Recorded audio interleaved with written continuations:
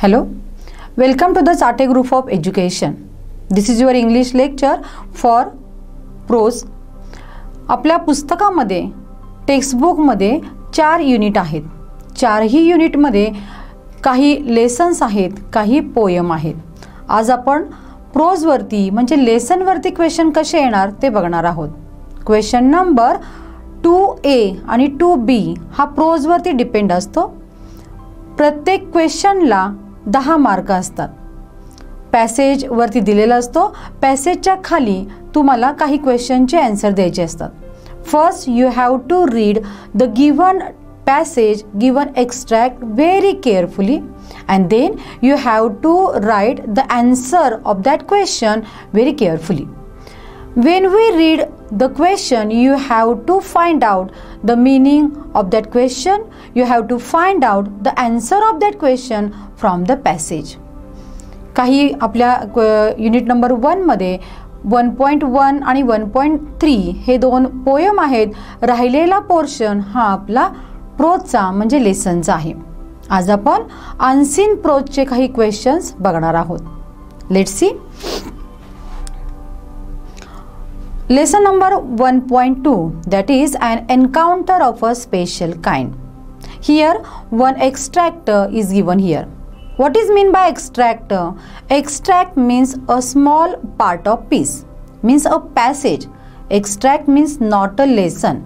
Extract म्हणजे lesson मधला छोटासा पार्ट जो आपल्याला इथं दिलेला असतो आणि त्या पार्टवरती त्याच पार्टवरती खाली तुम्हाला काही क्वेश्चन दिलेले असतात आणि त्या क्वेश्चनची तुम्हाला आन्सर फाइंड आउट करायचे असतात.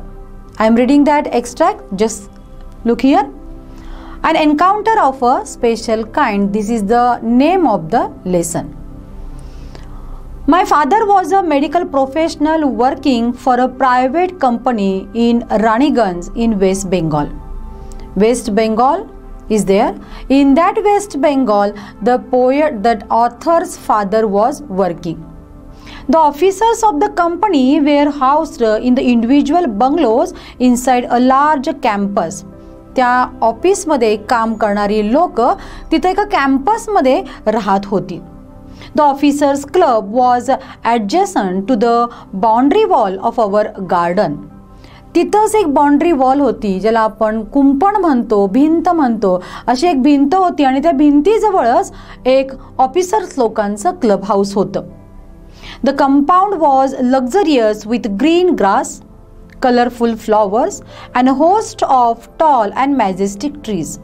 ते जे कंपाऊंड होतं, ज्या कंपाऊंडमध्ये हे लेखक त्यांच्या फॅमिली बरोबर ती राहत होते, तिथंच त्या कंपाऊंडमध्ये खूप छान ग्रीनरी होती. सगळीकडे हिरवगार वातावरण होतं. खूप छान मोठी मोठी झाडं होती, झाडांना आलेली फुलं होती.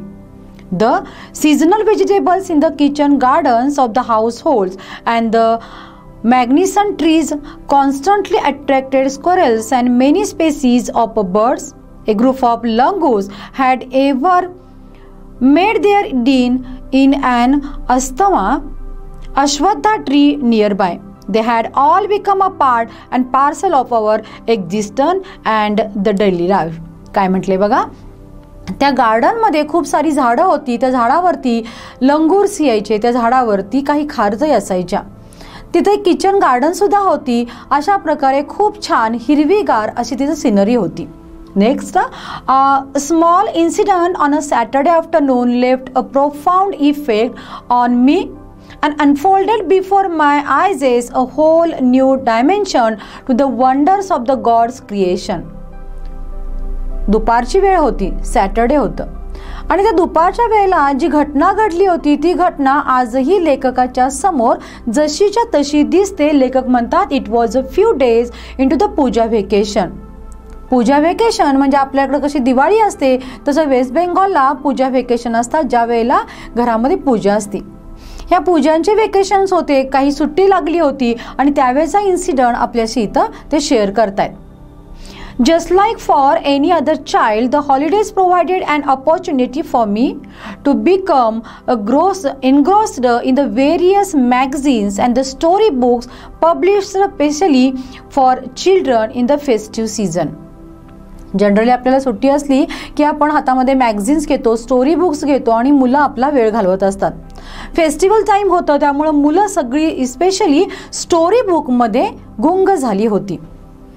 After a hearty lunch my parents and my younger sister lay down for an afternoon nap. दुपारचं जेवण झालं होतं. दुपारच्या जेवणानंतर ह्या लेखकाचे आई बाबा आणि त्याची बहीण मस्त डाराडूर झोपली होती. And I settle down with a story book. पण आपल्या लेखकाला झोप येत नव्हती. लेखकाने हातामध्ये एक स्टोरी बुक घेतली. लेखक स्टोरी बुक वाचायला लागला. The quite afternoon presented the perfect backdrop for reading and adventure story. सगळीकडे खूप छान शांतता होती. ॲडव्हेंचर, साहसी कथा वाचण्यासाठी एकदम मस्त ॲटमॉस्फिअर होतं. The silence was occasionally broken by the sound of my family snoring. लेखक मस्तपैकी पुस्तक वाचण्यात गुंग झाला होता, पण मध्ये मध्ये लेखकाला पुस्तक वाचताना अडथळा येत होता. आणि हा अडथळा कशाचा असेल तर लेखकाचे पॅरेंट्स झोपले होते आणि स्नोरिंग म्हणजे घोरण्याचा आवाज. लेखकाच्या पॅरेंटच्या घोरण्याच्या आवाजानं लेखकाला थोडंफार डिस्टर्ब होत होतं. तसंच intermittent chirping of the house sparrows. आणि आपल्या घराच्या आजूबाजूला ज्या चिमण्या येतात त्या चिमण्यांचा चिवचिवाट मधून मधून ऐकू येत होता. The harsh cawing of a crow, the shrill call of the kite flying high above the ground. आणि आकाशामध्ये उंच उडणारे पतंग होते, पतंग उडवणारी मुलं होती. एखाद्याचा पतंग कट झाला की ती मुलं मोठ्याने आरडाओरडा करायचा. त्याचा सुद्धा गोंगाट लेखकाला डिस्टर्ब करत होता. मध्येच कावळ्याचा कर्कश आवाज त्याला ऐकू येत होता आणि त्याचा डिस्टर्बन्स वाढत होता. Minutes ticked by. I became deeply absorbed in the book. अशा प्रकारे मिनिटाने मिनिट पुढे जात होते, वेळेनं वेळ जात होती आणि लेखक असं म्हणतात की मी माझ्या पुस्तकामध्ये पूर्णपणे गुंतलो होतो. एवढाच पॅसेज आपल्याला बघायचा आहे. ह्या पॅसेजमधले अनफॅमिलियर म्हणजे तुम्हाला अनफॅमिलियर असणारे वर्ड्स आपण त्याचे मीनिंग बघूया. Number 1 that is the house. House that is the verb. Kept within a structure म्हणजे घर पुरवणे, घर देणे, राहण्यासाठी घर देणे. लंगूर. लंगूर म्हणजे आपल्याला माहितीच आहे, आपण हिंदीमध्ये हा वर्ड वापरतो. लंगूर म्हणजे मंकी किंवा वानर. ॲडजेसंट हे आहे ॲडजेक्टिव्ह. ॲडजेसंट म्हणजे लागून, लगत, जवळच. एनग्रोस्ड म्हणजे गुंतून जाणे. एनग्रोस म्हणजे मग्न होणे, विलीन होणे.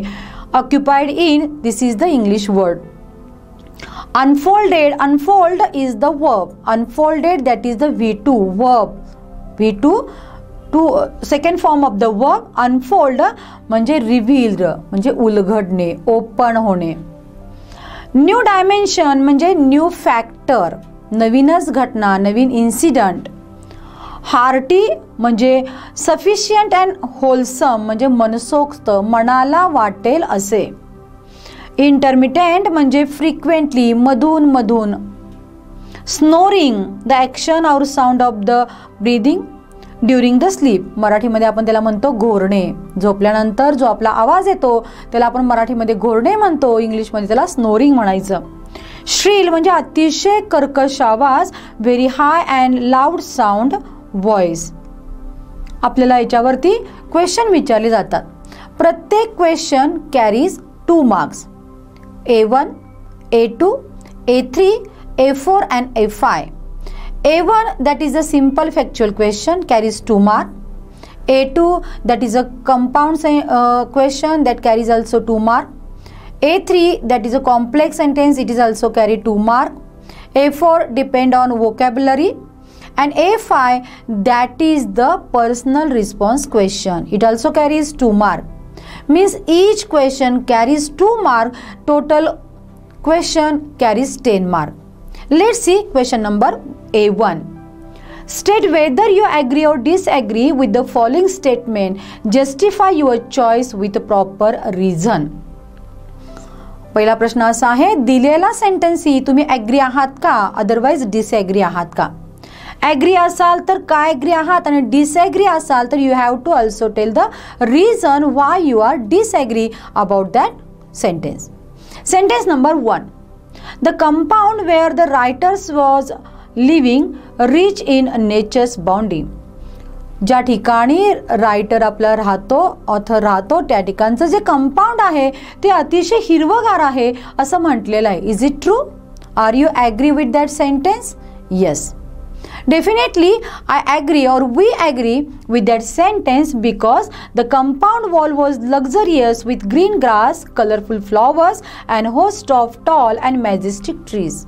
कारण त्या पॅसेज मध्येच असं वाक्य आलं होतं जे वाक्य इथं आपण एक्सप्लेन करायला वापरलेलं आहे. Second one, holidays provide us an opportunity to read various magazines and the story books. Holiday असल्यानंतर, सुट्टी असल्यानंतर आपण वेगवेगळे मॅगझिन्स, वेगवेगळे स्टोरी बुक्स वाचतो. Do you agree? Yes, definitely we agree. हे वाक्य ट्रू आहे किंवा ॲग्री आहे यासाठी आपण त्याला पुरावा देतोय. Just like for any other child, the holidays provided an opportunity for me to become engrossed in the various magazines and the storybooks published especially for children in the festival season. हे वाक्य, हे sentence आपल्या एक्स्ट्रॅक्टमध्ये, पॅसेजमध्ये आलेले आहेत. Second one, C, narrator's father was a professor. Is it true? No. Narrator's father is working in a medicine. आपण काय म्हटले बघा, हे आहे disagree. My father was a medical professional. रायटरचे वडील हे मेडिकल फील्डमध्ये होते, त्यामुळे ते वाक्य आपण दिले बघा. My father was a medical professional working for a private company in Raniganj in the West Bengal.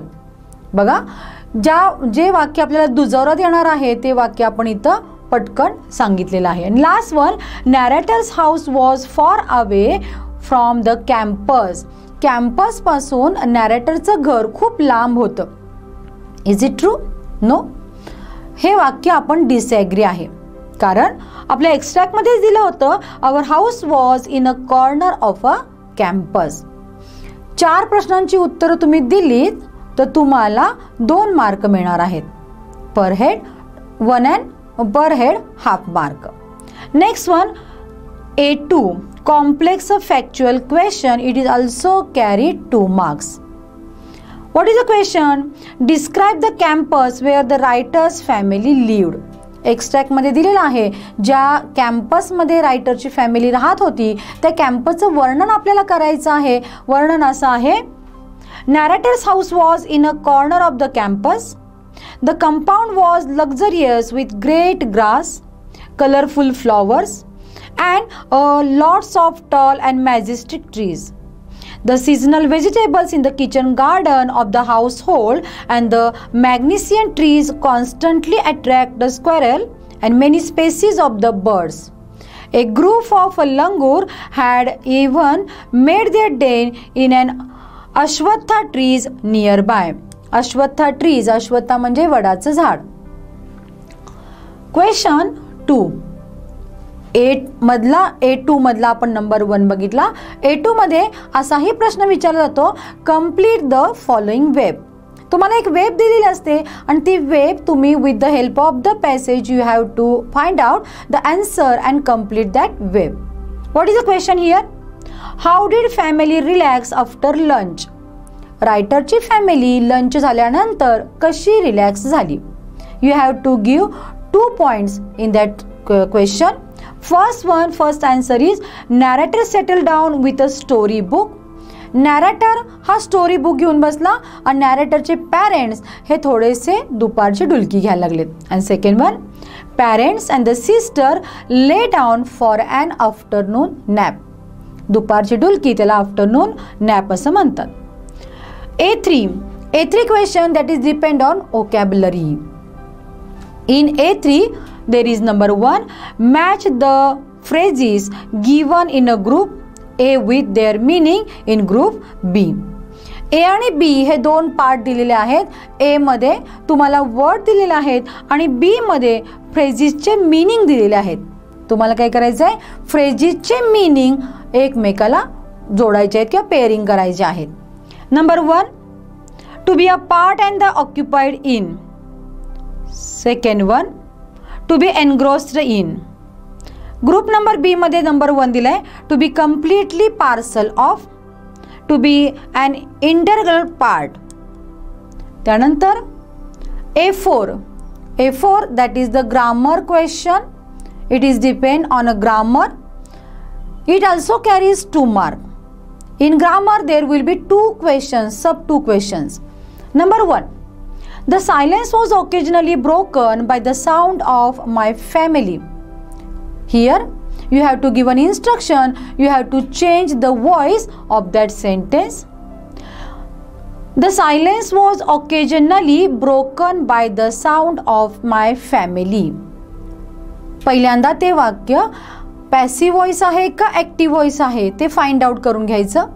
दिलेल्या वाक्यामध्ये बाय आहे याचा अर्थ दिलेलं वाक्य हे पॅसिव्ह व्हॉइसमध्ये आहे. ज्यावेळेला बाय नसतं तेव्हा ते वाक्य ॲक्टिव्ह व्हॉइसमध्ये असतं. त्यामुळं बाय नंतरचा जो वाक्याचा भाग आहे त्यानं वाक्याची सुरुवात करायची. The sound of my family snoring occasionally broke the silence. This is the answer. Next one, the compound was luxurious with green grass, make it exclamatory. दिलेलं वाक्य हे assertive आहे. You have to convert that assertive sentence into exclamatory sentence. The compound was luxurious with green grass. पहिल्यांदा exclamatory वाक्य करताना त्याच्यामध्ये article आहे की नाही हे फाइंड आउट करायचं. If there is article A or an, you have to start the sentence with what. Otherwise you have to start your sentence by using how. Here article A or an is not there, so we are using what, you are using how to start the sentence. How luxurious the compound wall with the green grass was. This is the answer. Next one, why do you think the narrator ignored the barking of the dog? That is the FIU question. That question is a personal response question. Here you have to write your own answer. That answer is not there in the passage. You have to write your own opinion. What is the question? Why do you think the narrator ignored the barking of the dog? तुम्हाला काय वाटतंय की जे कुत्री भुंकत होती, barking म्हणजे भुंकणे, त्याच्याकडे नॅरेटरनं दुर्लक्ष का केलं असेल? जशी I think the narrator ignored the barking of the dogs because he had engrossed in a various magazines and the storybook, and even dogs barking might be regular activity. लेखकाला वाटलं असणार आहे की कुत्री भुंकणं that is the regular activity of that dog, so he ignore that barking of the dog.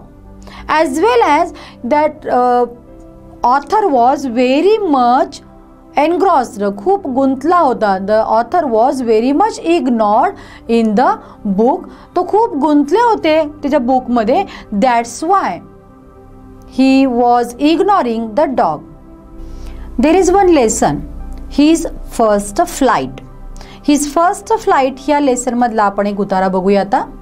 हा उतारा तुम्हाला दिलेला आहे टेक्स्टबुक मधलाच. त्या टेक्स्टबुक मधल्या पॅसेजवरती काही प्रश्न तुम्हाला विचारलेले आहेत. A1, A2, A3 आणि A4, A5.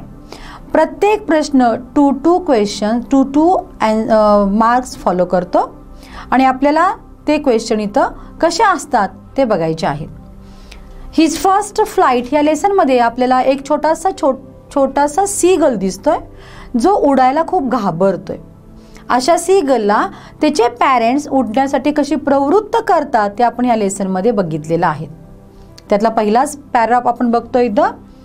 The young seagull was alone on his ledge. एक छोटासा पक्षी आहे सीगल, तो एकटाच काठावरती बसलेला आहे. His 2 brothers and his sister had already flown away the day before. त्याचे भाऊ आणि त्याची बहीण हे कालच उडून बाहेर गेलेत, दुसरीकडे गेलेत. छोटासा सीगल आहे तो उडण्यासाठी भीतोय, घाबरतोय. He had been afraid to fly with them. भाऊ आणि बहीण उडून गेले पण हा छोटासा सीगल आहे तो उडण्यासाठी घाबरतोय. काय झाले बघा. Somehow when he had taken a little run forward to the brink of the leash, and attempted to flap his wings, he became afraid. हा प्रयत्न करतोय, पळत पळत पळत जातोय, दगडाच्या काठापर्यंत येतोय, दगड संपला की उडणार अशी तो अपेक्षा करतोय, मनात ठरवतोय, पण दगडाजवळ गेलं, काठ संपला की तिथं तो थक्क होतोय, थांबतोय, अचानक थांबतोय, कारण त्याला भीती वाटायला लागली की या दगडावरून आपण पुढे उडलोच नाही तर. या भीतीपोटी हा छोटासा सीगल उडत नाहीये, घाबरून एकटाच एका दगडावर बसलाय. And the great expanse of a sea stretched down beneath, and it was such a long way down, miles down. वरती निळशार आकाश आहे, खाली अथांग पसरलेला समुद्र आहे. दगडावरून आपण उडूच शकलो नाहीये, तर समुद्रामध्ये आपण बुडून मरून जाऊ ही भीती त्या छोट्याशा सीगलला वाटते. He felt certain that his wings would never support him. So he bent his head and ran away back to the little hole under the ledge where he slept at night. त्यानंतर तो पळत पळत काठापर्यंत जातोय, पण उडायचं बळ त्याच्या पंखामध्ये नाहीये असं त्याच्या मनामध्ये वाटतंय. त्यानंतर तो तिथंच थांबतोय, परत माघारी येतोय, आपल्या पंखामध्ये आपली मान खुपसतो आणि रात्री ज्या होलमध्ये थांबला होता त्यात लहान आपल्या असणाऱ्या होलमध्ये छोटासा पक्षी लपून बसलाय. Even when each of his brothers and his little sister, whose wings were far shorter than his own, ran to the brink, flapped their wings and flew away, he failed to muster up courage to take that plunge which appeared to him so desperate. त्याच्यापेक्षा लहान असणारे त्याचे बहीण भाऊ यांचे पंख त्या सीगलपेक्षा थोडेसे अशक्त असणार आहेत, लहान असणार आहेत, तरी सुद्धा त्यांनी वरती उडण्याचं बळ दाखवले. ते लहान बहीण भाऊ हे वरती आकाशामध्ये इंडिव्हिज्युअली उडायला लागलेत, पण छोटासा सीगल त्याला असं वाटतंय की आपल्या पंखामध्ये बळच नसेल तर. त्याच्यामुळं तो धैर्य एकवटूच शकत नाहीये आणि तो घाबरून तिथंच थांबलेला आहे. His father and mother had come around, calling to him shrilly, upbraiding him, threatening to let him starve on his leash unless he flew away. But for the life of him, he could not move.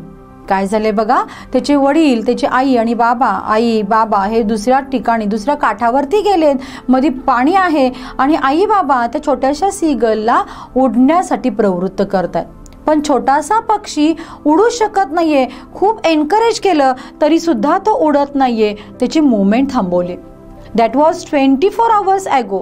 ही सगळी घटना कधी घडली तर 24 तासापूर्वी ही घटना घडली. घटना घडून 24 तास झालेत, आई बाबा दुसऱ्या काठावरती आहे, एकटा सीगल इकडे बसलेला आहे. ह्या 24 तासामध्ये तो खूप भिलेला आहे, खूप घाबरलेला आहे. Since then nobody had come near हिम.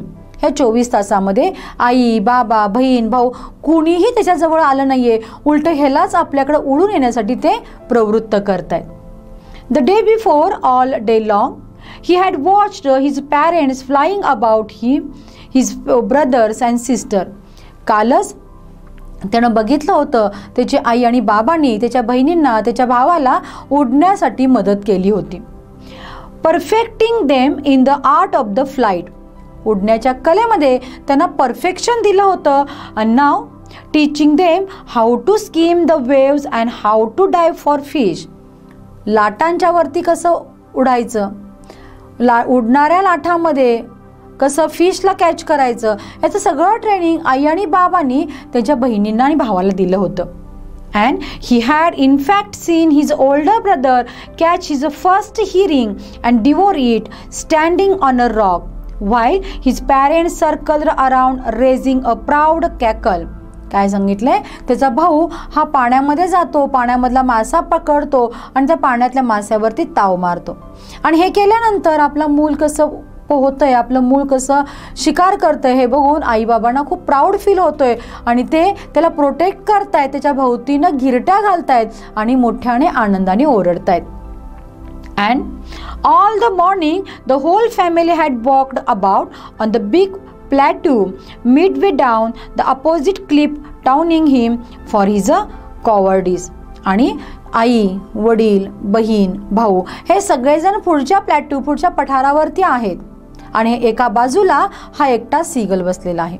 हे सगळेजण त्याला चिडवतायत, त्याच्या भित्रेपणावरती काहीतरी आक्षेप घेत आहेत. त्याला सांगतायत तू उड, अदरवाईज तुझं न खाल्ल्यामुळं, उपाशी राहिल्यामुळं तुझा जीव सुद्धा जाऊ शकतो. त्यामुळं अन्नासाठी, पोटासाठी तरी तू उडावंस, ही शिकवण आई आणि बाबा देत आहेत. याच्यावरचे आपण अनफॅमिलियर वर्ड्स बघूया. क्लिफ. क्लिफ म्हणजे a high steep face of the rock, दगडाची उंच असा कडा, सुळका. Next one cowardice. कॉवर्डिस म्हणजे lack of courage to face danger, ज्याला आपण मराठीमध्ये म्हणतो भित्रा. श्रीली. श्रीली म्हणजे अतिशय कर्कश आवाज, मोठा आवाज, तीव्र आवाज, in loud harsh voice. Upbraiding. Upbraiding म्हणजे रागवणे, scolding. Skim. Move lightly just above a surface, here the sea. Sea वर्ण, समुद्रावरनं अलगद उडत जाणे, त्याला म्हणायचं skim. Herring. A soft fine sea fish, समुद्रामधला अतिशय मऊ असणारा मासा, त्याला म्हणायचं हिअरिंग. ड्युअर. ड्युअर म्हणजे पटापट खाणे, खूप भूक लागल्यानंतर इट अप हरिली, त्याला म्हणायचं ड्युअर. नेक्स्ट वन क्लकल. अटर अ श्रीली क्राय, मोठ्याने ओरडणे, मोठ्याने उच्चार करणे किंवा खूप जोराने किंचाळणे, त्याला म्हणायचं क्लकल. Ledge. A narrow horizontal shelf projecting from a wall or here a cliff, जी उंच कडा असते तिला लीज असं म्हणतात. ब्रिंक. ब्रिंक म्हणजे the edge of the steep place, उंच कडेचा भाग म्हणजे स्टीप. क्वेश्चन बघा त्याच्यावरचा. A1.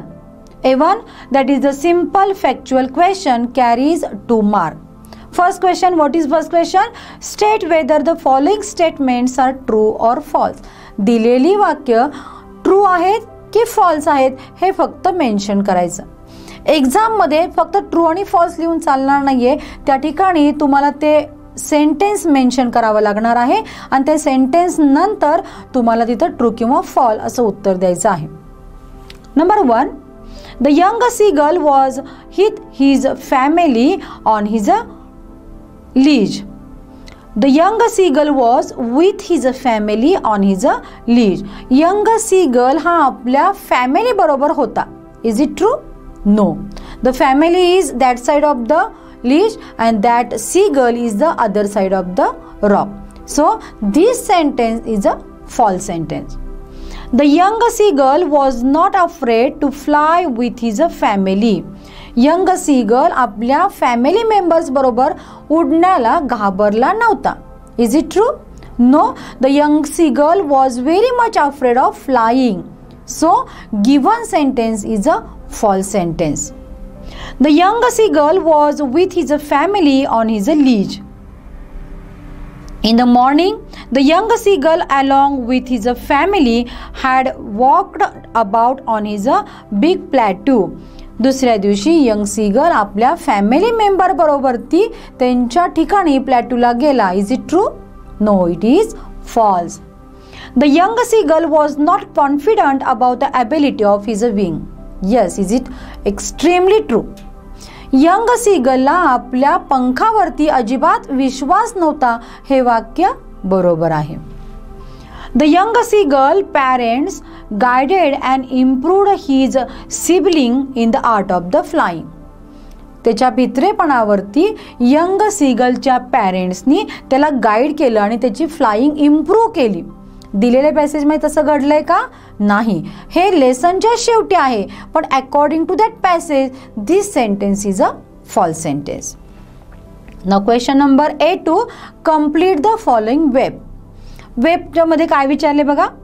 The young seagull failed to fly because. इथं आपल्याला प्रश्न असा केलाय, यंग सीगल उडण्यासाठी का घाबरत होता, कारण सांगायचंय. He was afraid to do so. First reason, he is very much afraid to do so. Second one, he lacked confidence about his wings. त्याला आपल्या विंग्स बद्दल अजिबात कॉन्फिडन्स नव्हता, त्याच्यामुळं तो उडू शकत नव्हता. And the next one, he lacked courage. त्याच्याकडे अजिबात धाडसच नव्हतं. And the last one, he avoided to take risk. त्याला कुठल्याही प्रकारची रिस्क घ्यायची नव्हती. Now next question, that is the A3 question that depends on the vocabulary question. Number 1, find adjectives from given extract. Extract मधून तुम्हाला ॲडजेक्टिव्स find out करायचे आहेत. ॲडजेक्टिव्स म्हणजे विशेषण. फाइंड आउट करायचे ॲडजेक्टिव्ह आणि लिहायचे आहेत. फर्स्ट ॲडजेक्टिव्ह इथं little, afraid, great, shorter, older, whole, big, opposite. हे जे आपण ॲडजेक्टिव्ह लिहिणार आहे ते आपल्या मनाचे लिहायचे नाहीत, फक्त आणि फक्त ते पॅसेजमधून आपण फाइंड आउट करायचे आहेत. Next one, find out words associated with the flying activity. Flying ॲक्टिव्हिटीमध्ये जे वर्ड्स इन्क्लूड होऊ शकतात असे वर्ड्स तुम्हाला फाइंड आउट करायचे आहेत. Fly, flap, down, long, wings, flew आणि circle. Find out words associated with the family. फॅमिलीला रिलेटेड वर्ड्स पॅसेजमधनं फाइंड आउट करायचे आहेत. ते वर्ड्स असे आहेत: sister, brother, mother, father, parents. Okay, now question A4 that is depend on grammar. In A4, number 1, he felt certain that his wings would never support him. And identify main clause and the subordinate clause. दिलेल्या वाक्यामधला main clause कोणता आणि subordinate clause कोणता हे तुम्हाला find out करायचं आहे. बघा, जो कनेक्टर असतो, कंजक्शन असतं, कंजक्शनच्या आधीचा मेन क्लॉज, कंजक्शन नंतरचा आहे तो सबऑर्डिनेट क्लॉज. इथं कोणतं कंजक्शन तुम्हाला दिसते बघा, इथं आहे दॅट हे कंजक्शन. दॅट हे कंजक्शन असल्यानंतर दॅटच्या पूर्वीचा भाग हा मेन क्लॉज आणि दॅट नंतरचा आहे तो आहे सबऑर्डिनेट क्लॉज. मग मेन क्लॉज कुठला येणार बघा, मेन्शन करायचं main clause. He felt certain, that is the main clause. त्याच्या खाली लिहायचं सबऑर्डिनेट क्लॉज आणि दॅट नंतरचं वाक्य लिहायचं that his wings would never support him. लक्षात आलं? तुम्ही जेव्हा क्लॉज फाइंड आउट करता तेव्हा कंजक्शन असतं, मध्ये वाक्य जे जोडणारा शब्द असतो त्याला कंजक्शन म्हणतो. कंजक्शन आधीचा वाक्याचा भाग that is the main clause. After conjunction that is the subordinate clause. Next one, the young seagull was alone on his leash. Underline part, on his leash. Frame a question to get a underlined part as an answer. Here you have to frame WH question. ज्या वेळेला question दिलेल्या वाक्यातला underline केलेला part तुम्हाला answer यायला पाहिजे असं तुम्हाला डायरेक्ट केलेलं असतं, त्यावेळेला you have to frame WH question. On his ledge हे ठिकाण दाखवतं. ठिकाण दाखवत असताना आपण तो क्वेश्चन वेअरने फ्रेम करतो, WHERE. So our answer is where was the young seagull alone. Young seagull alone कुठे होता? Where was the young seagull alone question mark. Number 3, his wings would never support him. Make it affirmative. Here the given sentence is in a negative form. Why is it in a negative form? Because never is there. Never means no. You have to convert this negative sentence into affirmative one. So our answer is his wings would hardly support him. Here we have removed never. आपण never हे काढून टाकले आणि त्याच्याऐवजी hardly शब्द घालून ते वाक्य आपण अफर्मेटिव्ह मध्ये कन्वर्ट केलेलं आहे. Okay, now see, his father and mother had come around calling to him. Use as well as. As well as जेव्हा वापरतो त्यावेळेला दिलेल्या वाक्यामधलं अँड आपण काढून टाकायचं. मग उत्तर असं होणार आहे, his father as well as mother had come around calling to him. Number 5, his older brother catch his first hearing and devour it. Make it simple sentence. दिलेलं वाक्य हे सिंपल सेंटेन्स नाहीये, आपल्याला ते सिंपल करायचं आहे. त्यासाठी आपण काय करायचं बघा, जे वर्ब आहे वर्ब सुरुवातीला घेऊन त्याला ING लावायचं आहे. कॅचिंग. कॅच हे वर्ब आहे. Catching is the first hearing his older brother devour it. Next 6th one, he bent his head and run away back to the little hole. मगासारखंच वाक्य आहे. Make it simple sentence. दिलेल्या वाक्यातलं and काढून टाकायचं आहे आणि हेच वाक्य आपल्याला सिम्पलमध्ये कन्वर्ट करायचं आहे. बेंडिंग हिज हेड, जे वर्ब आहे बेंड, त्याचं आपण ING लावलं bending. Bending his head he ran away back to the little hole.